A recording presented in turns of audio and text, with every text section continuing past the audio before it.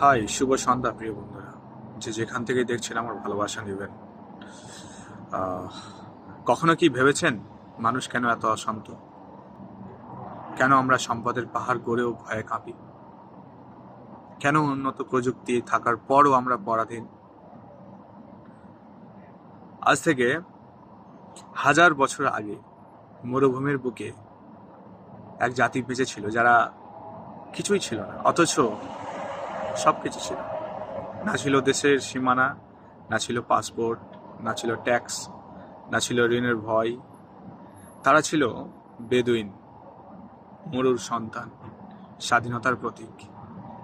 আজকের এই ভিডিওতে আমি জানাবো কিভাবে বেদুইনদের জীবন সূচনা হলো, কেন তারা ছিল পৃথিবীর সবচেয়ে স্বাধীন মানুষ, কিভাবে আধুনিক সভ্যতা পৃথিবীকে ধ্বংস করছে এবং কিভাবে বেদুইনরা হারিয়ে গেল সভ্যতার ফাঁদে। এটি একটি সতর্ক বার্তা, এটি আয়নার সামনে দাঁড়ানো গল্প। 1000 বছর আগে মানুষ যখন প্রথম কৃষি শিখলো, তখন শুরু হলো সম্পদের লড়াই।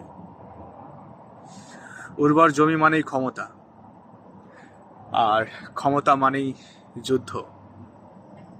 ঠিক মেসোপটেমিয়া সভ্যতা, মিশর এবং সিরিয়া, সব উর্বর অঞ্চলে শুরু হলো রাজা বাদশাদের শাসন, শুরু হলো ট্যাক্স, দাসত্ব এবং নিয়ন্ত্রণ।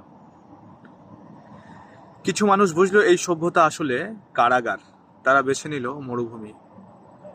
হ্যাঁ, মরুভূমি কঠিন, কিন্তু মরুভূমি ছিল স্বাধীন। কোনো রাজা এখানে আসে না, কারণ এখানে তো কিছুই নেই লুট করা। এভাবে জন্ম হলো বেদুইনদের। তারা বেছে নিল দরিদ্র কিন্তু স্বাধীনতা, না সম্পদ না দাসত্ব। আসলে বেদুইন শব্দের অর্থ বাদাওয়া, আরবি শব্দ যার অর্থ যারা মরুভূমিতে বসবাস করে, কিন্তু এর গভীর অর্থ যদি আমরা দেখি, তার অর্থ হবে যারা মুক্ত, যাযাবর, কারো অধীন নয়। তো বেদুইনরা বুঝে গিয়েছিল একটি মহাসত্য: সম্পদ মানেই শিকল। যার যত বেশি জিনিস, তাকে তত বেশি রক্ষা করতে হয়, তত বেশি ভয়, তত বেশি পরাধীনতা। বেদুইনদের কাছে ছিল কি? একটি তাঁবু যা 2 ঘন্টায় গড়িয়ে নেওয়া যায়। কিছু উট ছিল, কিছু ছাগল ছিল, আর ছিল কিছু জলের চামড়ার থলে। ব্যাস এতটুকুই। আজকের আমরা বাড়ি কিনি, গাড়ি কিনি, এরপর সারা জীবন ইএমআই দিই, বাড়ি রক্ষার জন্য সিকিউরিটি, গাড়ির জন্য ইন্স্যুরেন্স। আমরা কি স্বাধীন নাকি জিনিসের দাস? বেদুইনদের একটি মারাত্মক ভয়ানক প্রবাদ। তারা একটা দর্শনে বিশ্বাস করে যে বেশি বহন করে সে কম দূরে যেতে পারে। বেদুইনরা প্রকৃতির বিরুদ্ধে লড়েনি, প্রকৃতির সাথে বসবাস করেছে। তারা জানতো কোন গাছের শেকড় বেশি পানি ধরে রাখতে পারে, কোন পোকা বৃষ্টির আগে আগাম সংকেত দেয়, কোন তারা দেখে উত্তর দিক বোঝা যায়। তারা মরুভূমি থেকে শুধু নিত যতটুকু দরকার। তারা আরো একটি দর্শনে বিশ্বাস করত, যতটুকু প্রয়োজন তার বাইরে তাদের কিছুই না। তার বাইরে যা কিছু আছে তা পৃথিবীর। ওরা কিন্তু কখনো গাছের শেকড় ওপড়াতো না। শিকার করতো শুধু ক্ষুধার জন্য, খেলার জন্য নয়। আর আমরা পুরো বন কেটে ফেলেছি শপিং মল বানাতে গিয়ে, নদী শুকিয়ে ফ্যাক্টরি বানিয়েছি, আকাশ দূষিত করেছি উন্নয়নের নামে। বেদুইনরা 10,000 বছর মরুভূমিতে বাস করেছে, কিন্তু মরুভূমিকে ধ্বংস করেনি। আমরা 100 বছরে মৃত্যুর দিকে পৃথিবীকে ঠেলে দিয়েছি। মরুভূমিতে মৃত্যু সবসময় কাছে। পানি ফুরিয়ে যেতে পারে যে কোনো মুহূর্তে, ঝড় আসতে পারে, সাপ কামড়াতে পারে, কিন্তু বেদুইনরা মৃত্যুকে ভয় পেত না। তারা জানতো মৃত্যু একটি প্রাকৃতিক। যেমন সূর্যোদয় হয়, তেমনি সূর্যাস্ত।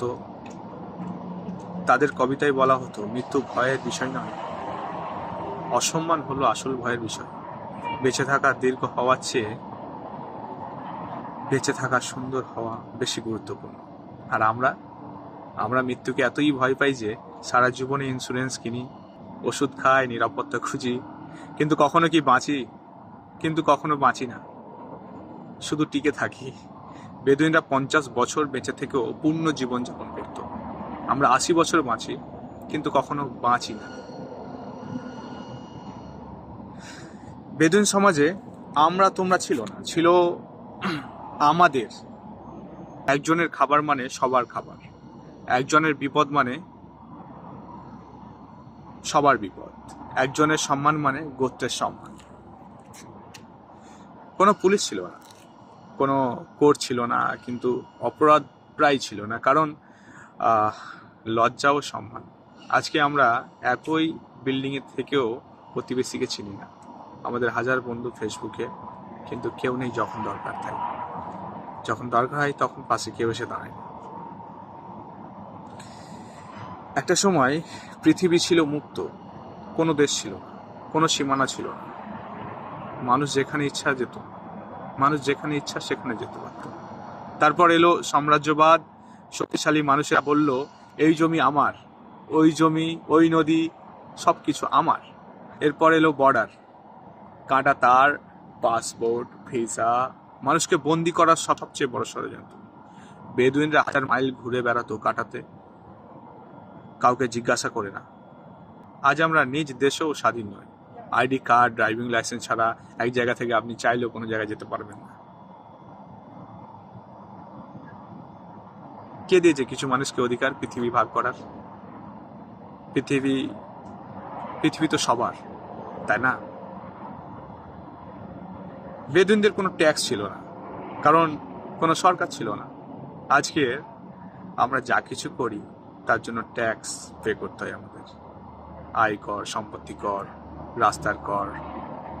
আমরা সারা জীবন কাজ করি সরকারের জন্য। আর ব্যাংকিং সিস্টেম সবচেয়ে বড় দাসত্ব। আপনি বাড়ি কিনলেন 20 লাখে, কিন্তু 20 বছরে সেটি শেষ করতে হবে আপনাকে 40 লাখ দিয়ে। বেদুইনরা বলতো যে ঋণ নেয় সে তার আত্মা বন্ধক দেয়। আমরা এখন জন্মের আগে থেকেই ঋণী। দেশের ঋণ যা আমাদের সন্তানরা শোধ করবে, এটা কি স্বাধীনতা? বেদুইনদের কোনো লিখিত আইন ছিল না, ছিল শুধু নৈতিকতা। আজকের লাখো পাতায় আইন, কিন্তু অপরাধ কি কমেছে? না বরং বেড়েছে। কারণ আইন মানুষকে ভালো বানায় না, আইন শুধু ভয় দেখায়, আর ভয় দিয়ে নিয়ন্ত্রণ করা যায়। লক্ষ্য করুন, যত দরিদ্র দেশ তত বেশি আইন, যত বেশি পুলিশ তত কম স্বাধীনতা। আর একটা ভয়ানক ব্যাপার আপনাদের বলি, পৃথিবীর সমস্ত দেশগুলোতে যে আইনগুলো বানানো হয় সেগুলো কিন্তু নিপীড়িত মানুষদের জন্য নয়, সেগুলো শুধুমাত্র ধনী লোকেদের রক্ষার্থে তৈরি করা হয়েছে। বেদুইনদের সমাজে চুরি প্রায় ছিল না, কারণ কারো কিছু ছিল না, লুট করবে কে, কার বা লুট করবে, এবং সবাই সবার ভাই। আজকের যে আমরা বলি আমরা সবচেয়ে উন্নত সমাজ, উন্নত সভ্যতা, এই বিজ্ঞানের দোহাই দিয়ে। বিজ্ঞান আমাদের দিয়েছে কি? মোবাইল, কম্পিউটার, গাড়ি, আরাম, কিন্তু তার পিছনে দিয়েছে পারমাণবিক বোমা, ড্রোন, জীবাণু অস্ত্র, যা পুরো বিশ্বকে ধ্বংস করতে পারে এক নিমিষে। বিজ্ঞান দিয়েছে প্লাস্টিক, যা সমুদ্রগুলোকে মেরে ফেলেছে। দিয়েছে কার্বন, যা আকাশ বিষাক্ত করে দিয়েছে। বেদুইনরা 10,000 বছর বেঁচেছিল, প্রকৃতির কোনো ক্ষতি করেনি। আমরা মাত্র 200 বছরে গ্লোবাল ওয়ার্মিং, ওজোন লেয়ার ধ্বংস, প্রজাতি বিলুপ্তি ঘটিয়েছি। আমরা কে বেশি সভ্য আপনার দৃষ্টিতে? আপনি কমেন্টে জানাবেন, আমরা নাকি তারা?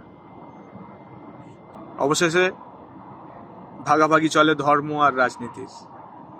বেদুইনরা সহজভাবে বিশ্বাস করত, প্রকৃতিতে ঈশ্বর দেখত, কোনো জটিল ধর্মীয় প্রতিষ্ঠান ছিল না। তারপর এলো সংগঠিত ধর্ম,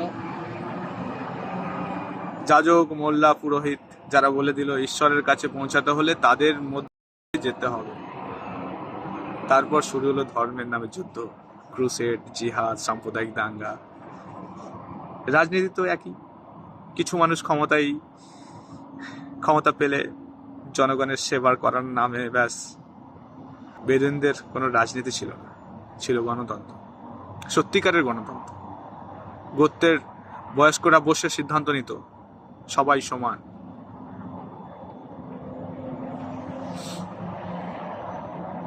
পরিবারের সাথে তারা আকাশের নিচে রাতে খাবার খেত। শুধু সুখ আর সুখ, সুস্থ উট, সম্পদ, গোত্রের সম্মান, সফলতা তাদের চোখে। আর আজ আধুনিক মানুষ, BMW গাড়ি, সুখ, কিন্তু ইএমআইয়ের চাপ, $1 মিলিয়ন সম্পদ, কিন্তু ট্যাক্স ও ভয়, পদোন্নতি, সফলতা, কিন্তু স্ট্রেস ও হার্ট অ্যাটাক। স্বাধীনতার মাপকাঠি। যে কোনো দিন যে কোনো জায়গায় যেতে পারে, কাউকে জবাবদিহি করতে হয় না, কোনো সময়সূচি নেই। একবার ভাবুন তাদের জীবন, যে কোনো দিন যে কোনো জায়গায় তারা যেতে পারে, কাউকে জবাবদিহি করতে হয় না, কোনো সময়সূচি নেই। আর আজ আধুনিক মানুষ, সেই সকাল 8টা থেকে সন্ধ্যা 5টা অবধি অফিসে বন্দি। ছুটির জন্য বসের অনুমতি চাইতে হয়। পাসপোর্ট ছাড়া দেশের বাইরে যেতে পারে না। আপনি চাইলেও সুইজারল্যান্ড দেখতে পারবে না।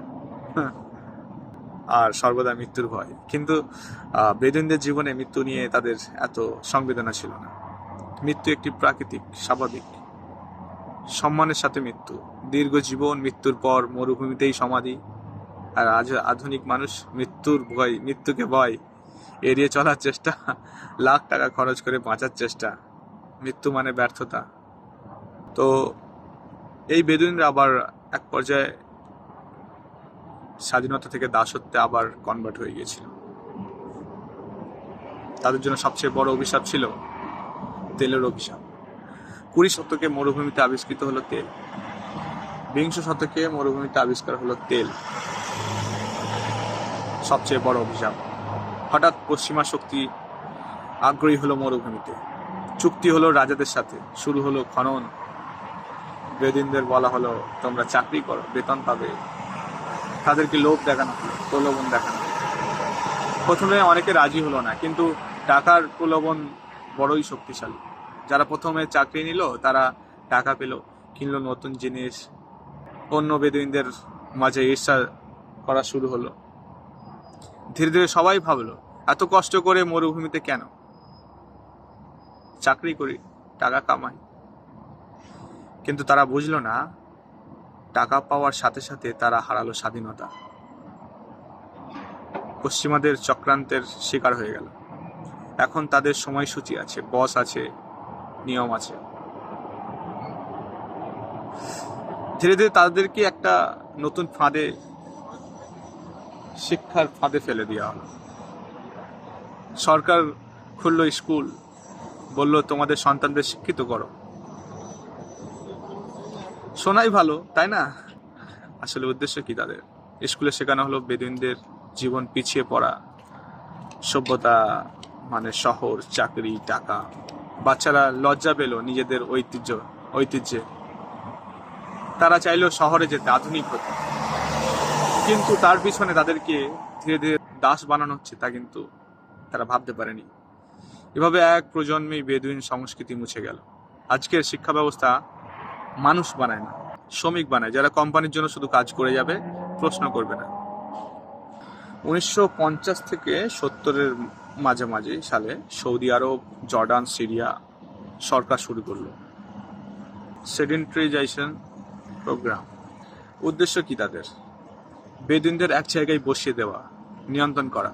সরকার বলল, আমরা তোমাদের ঘর দিব, বিদ্যুৎ দিব, পানি দেব, শুধু ঘোরাঘুরি বন্ধ করো। অনেক বেদুইন রাজি হলো, কারণ বৃদ্ধ বয়সে মরুভূমিতে থাকা কঠিন হয়ে যায়। কিন্তু ঘরে ঢোকার সাথে সাথেই তারা ঢুকলো রাষ্ট্রের খাতায়। এখন তাদের নাগরিক নাম্বার আছে, জন্মের সার্টিফিকেট আছে, ট্যাক্স দিতে হবে। স্বাধীন বেদুইন হয়ে গেল সাধারণ নাগরিক। এখানে সবচেয়ে বড় ফাঁদ ছিল ভোগবাদ। বেদুইনদের দেখানো হলো টিভি, গাড়ি, স্মার্টফোন। বলা হলো, দেখো আধুনিক মানুষরা কতই সুখী। আসলেই কি আমরা সুখী?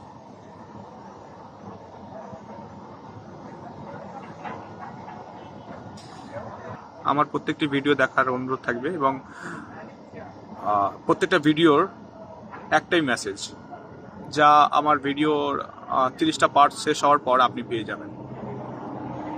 ধন্যবাদ ভিডিওটা দেখার জন্য। ভালো থাকবেন, সুস্থ থাকবেন, চিন্তা করবেন, ভাববেন, নিজেকে প্রশ্ন করবেন।